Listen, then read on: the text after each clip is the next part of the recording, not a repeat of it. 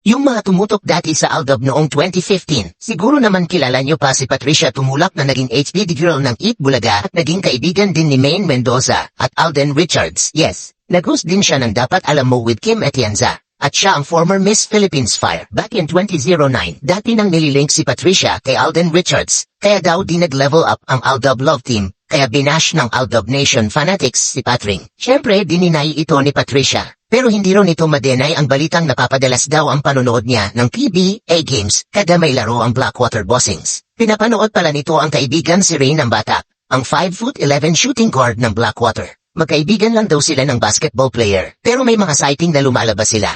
Hindi raw interesado si Patricia na maging sila ni Ray dahil ayaw niyang matukhang kapag naging misis niya ang basketballista. Natatakot na nga siya sa family name niya, mas lalo pa daw pag nadagdag sa pangalan niya ang surname ni Ray. #joke lang #Mrs. Patricia Tumulak ng bata, #Ray ng bata.